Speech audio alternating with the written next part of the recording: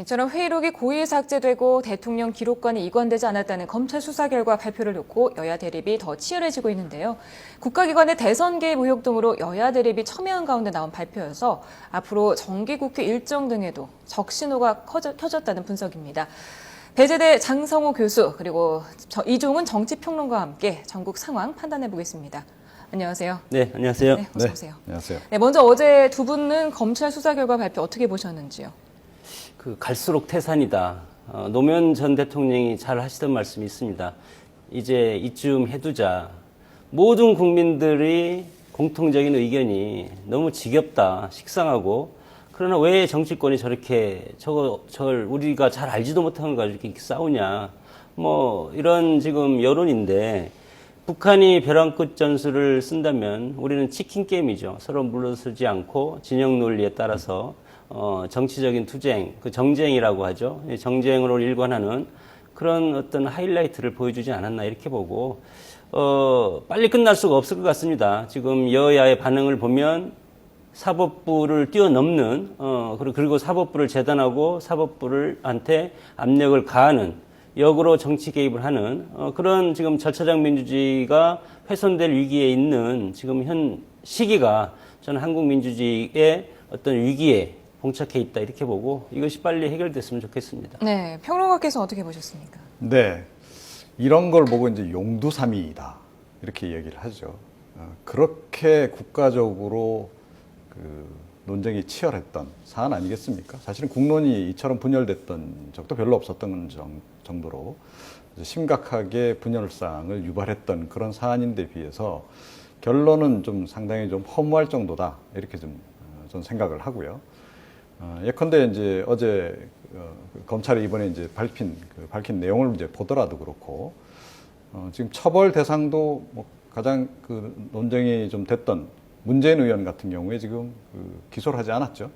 예, 그리고 두 사람 정도 불구속 기소를 했는데 제가 보기에는 그 공소가 그대로 유지가 되기도 좀 어렵지 않겠나 하는 생각이 들고요. 재판부에 가서는 또 재판부가 또 다른 판단을 내리긴 하겠지만 처벌을 내리더라도 아니면 경미한 처벌로 이 결론이 날 가능성이 좀 높아진 상황이 아닌가 이렇게 생각을 합니다. 이렇게 되면 그만큼 우리가 정신적인 노고를 들여서 논쟁을 벌이고 정치권도 그렇고 또 국민들 역시 마찬가지 그렇게 노력을 들이고 사실은 그만큼 우리가 불필요한 에너지를 많이 소모한 거에 비해서는 상당히 좀 허무한 결론이 아니겠는가 좀 이런 생각을 좀 하게 되네요. 일단. 네, 일단 같은 사안을 놓고도 또 해석도 첨예하게 엇갈리고 있지 않겠습니까? 이것을 보면 정치적인 해석이라든가 정치적인 면과 사법적인 면 지금 두 가지 면을 가지고 앞으로 이 과정이 진행이 될 텐데 저는 이 문제와 관련해서는 정치적인 의미가 훨씬 더 크다 이렇게 생각을 하고 어느 쪽이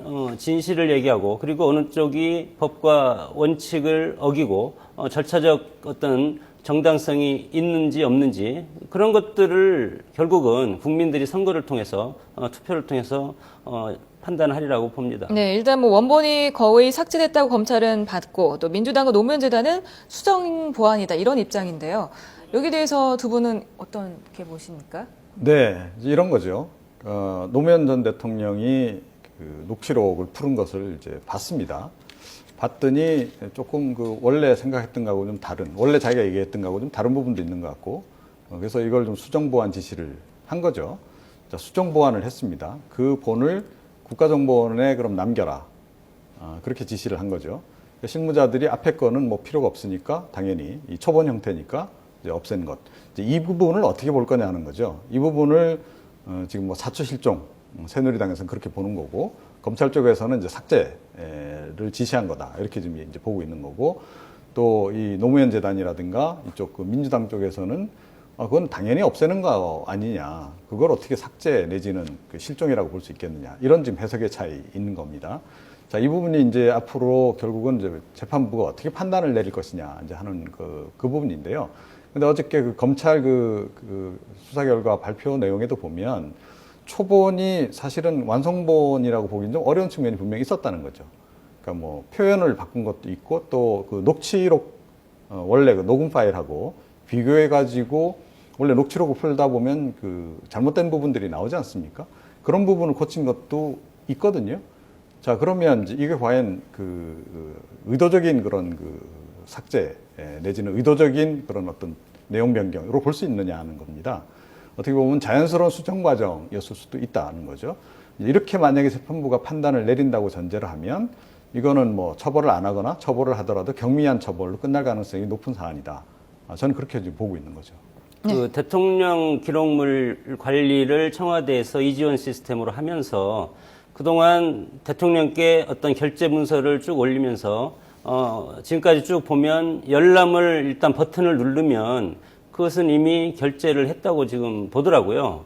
지금까지 쭉 그렇게 해온 것도 많고, 물론 뭐 그중에는 수정 지시도 있었고, 그리고 반려도 있었고, 반환도 있었고, 여러 가지 버튼이 있던데, 그래서 이 안과 관련해서는 노무현 대통령이 열람 버튼을 일단 누르고, 그리고 한참 후에 다시 메모를 통해서 수정 보완 지시를 했기 때문에 제가 보기에는 최초의 열람을 해서 결제를 한 것이 저는 원본이 맞다. 저는 그렇게 보고 싶습니다. 나중에 이것은 뭐 제가 판단하는 것이 아니고 사법부에서 법원에서 판단을 하는 거겠죠.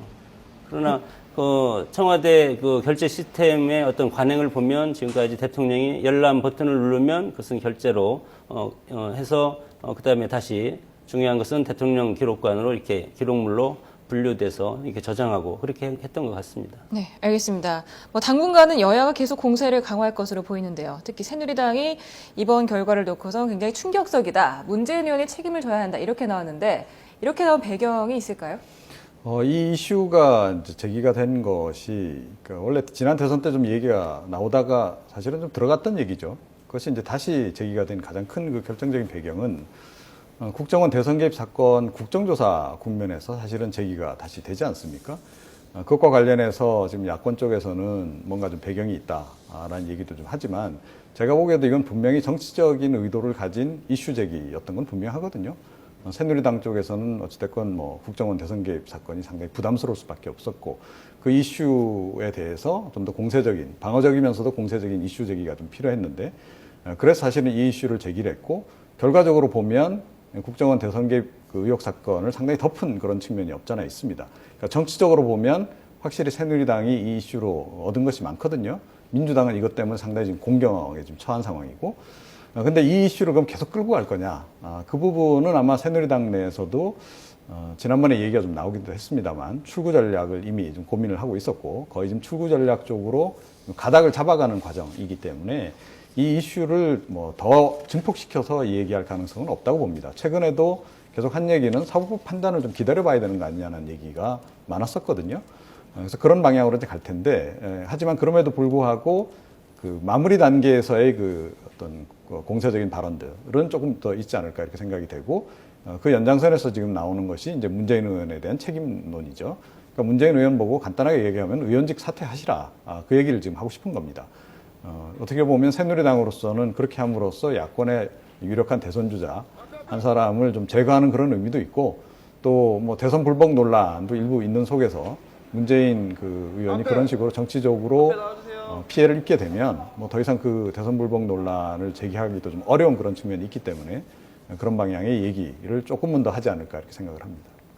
이미 이것은 정치의 가장 핫 이슈로 부상이 돼 있기 때문에 어느 쪽에서 밀리면 죽게 돼 있습니다. 이것이 우리 한국 정치의 현실이기 때문에 지금 지난 대선 그 전부터 계속 NLL 관련해서 새누리당과 민주당 그리고 민주당 중에 특히 친노계와 지금 사실은 한판 승부를 벌이고 있는 한국의 정치 지형을 놓고 정통성이라든가 그리고 안보 그리고 시대 정신 여러 가지가 있죠. 이런 것들을 놓고 서로 물러설 수가 없는 그런 싸움인데 사실은 이것을 오래 끌면 끌수록 불리한 것이 저는 민주당이다 이렇게 보고 있습니다.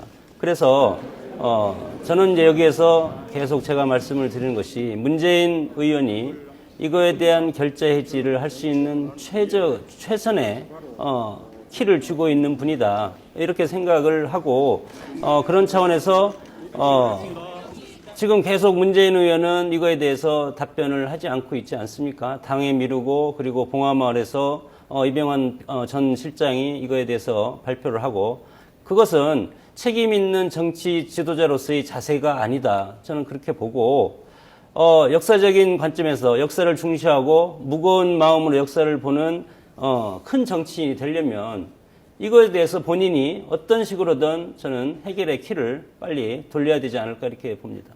네, 반면에 민주당과 노무현 재단은 뭐 짜맞추기 수사다 이렇게 얘기를 하고 있습니다.